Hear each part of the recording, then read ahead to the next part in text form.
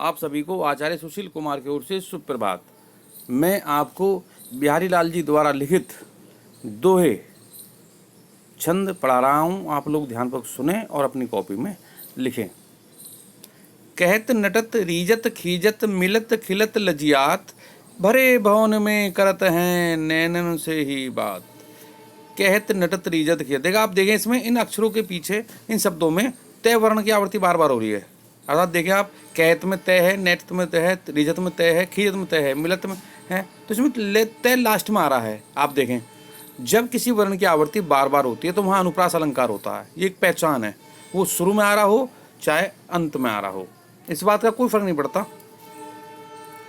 अब इसका अर्थ ध्यान से सुने। कहत, भगवान श्री कृष्ण राधा जी से कुछ कहते रहे। नटत, राधा जी मना कर देती हैं। रीजत, राधा जी के मना करने के ढंग को देखकर भगवान श्री कृष्ण प्रसन्न हो जाते हैं। खीजत, भगवान श्री कृष्ण के प्रसन्न होने पर वो नाराज हो जाती हैं।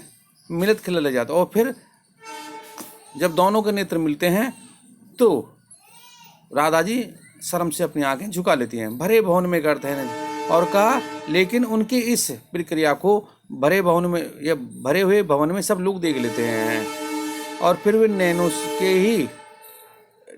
के ही रंके से बातें करते हैं। कर ले चूम चढ़ाई सिर, उर लगाए भुज बेटी, लाही पाती पेग लगती बांसती दसमेटी। नायिका ने नायक को पत्र भेजा है। इस पत्र को पाकर नायिका की खुशी का ठिकाना नहीं रहा। उसने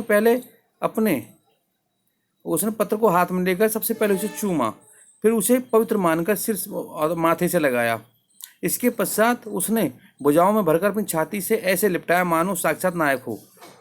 वह अपने प्रियतम की पत्र को पढ़ती है, स्नान को देखती है और फिर संभाल कर किसी सुरक्षित स्थान पर रख देती है। अंग अंग नग जगमत दीप सिखासी देह, दिया बढ़ा ही रहे बड़े उजियारी गे। बिहारी लाल जी कहते हैं कि नायिका के अंगों की आभा की प्रशंसा करते कह रहे हैं कि नायिका ने अपने प्रत्येक अंग पर रतनजड़ित आभूषण धारण कर रखे हैं।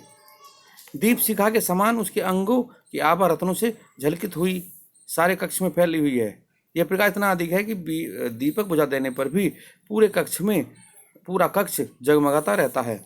अर्थात नायिका ने अपने अंगों पर आभूषण धारण कर रखे हैं, और आभूषण में जो रतन और मणि लगे हुए हैं वो इतने उच्च प्रकाशवान हैं कि भवन का दीपक बुझा देने पर भी प्रकाश ज्यों का त्यों बना रहता है।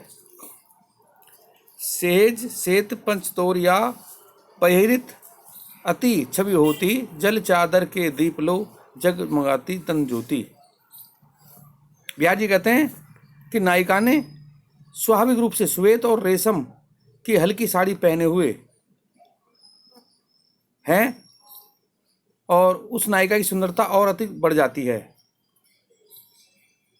इस वेश में उसके अंग कांति आलोक ऐसा प्रतीत होता है जैसे जल चादर के पीछे बहुत सारे दीपक जले हो। सहज पंचतोरे का मतलब 5 तोले की, 5 तोले की महीन बारीक सफेद साड़ी नायिका ने पहन रखी है, और उसके अंदर से जो उसके अंग दिखाई दे रहे हैं तो ऐसा प्रतीत होता है जैसे जल चादर के पीछे बहुत सारे दीपक जल रहे हों।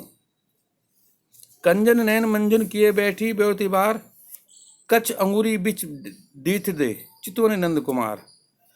ब्याह जी कहते हैं कि कजरारे नैनों वाली नायिका स्नान करके बैठी हुई धूप में अपने बालों को सुलझा रही है।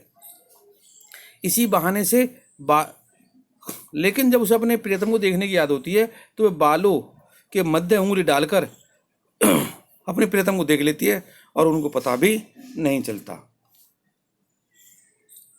मैं कल फिर उपस्थित होऊंगा नए दोह का अर्थ लेकर। तब तक के धन्यवाद।